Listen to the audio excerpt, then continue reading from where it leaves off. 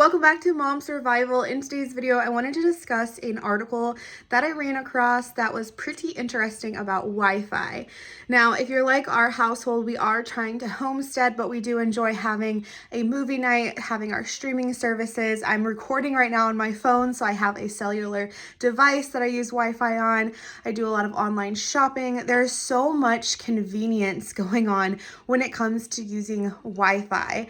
And although I know the danger of it, I know a lot of like the older preppers and a lot of the really into homesteading, off-grid homesteaders will tell you not to have it. And I feel like our family falls in between the cracks of wanting to be off-grid and wanting to homestead, but also wanting modern conveniences.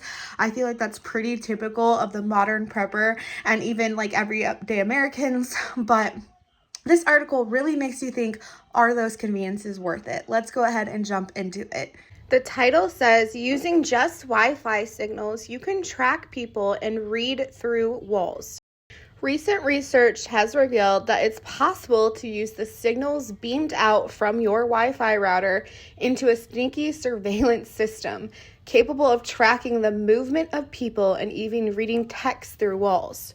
First of all, I find it really comical when an article says, recently we discovered this, and it's like, the tech gurus and especially the government have known well over a year that this exists. This isn't anything new to them. And if it's coming out into like modern day media and stuff, they probably have even something more invasive in the works. So it's just comical to me when they're like, oh, this is like new technology. And it's like, really? But anyway, that's pretty scary because you heard that right. It is a surveillance system. They literally can use Wi-Fi waves to go through a room, because obviously it's like a wave, so it's not going to go through a solid object, this type of wave. And so it actually goes around your body and will make a cutout. And they can literally know just using your Wi-Fi signal where you, your children, your family, your pets are at in your house. One example of this technology was recently demonstrated by a team of computer scientists at Carnegie Mellon University who developed a deep neural network that digitally maps human bodies using just Wi-Fi signals alone. It works on a similar principle to technology like radar. Numerous sensors pick up on how Wi-Fi radio waves are being reflected around the room.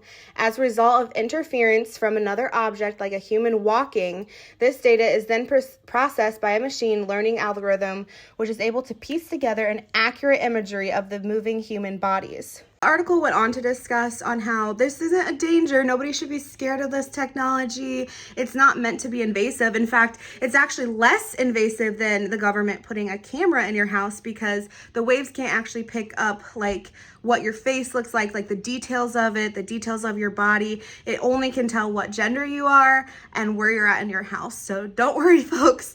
It's not as dangerous as having a camera in your house. Wink, wink. The technology may be scaled to monitor the well-being of elderly people or just identify suspicious behavior at home.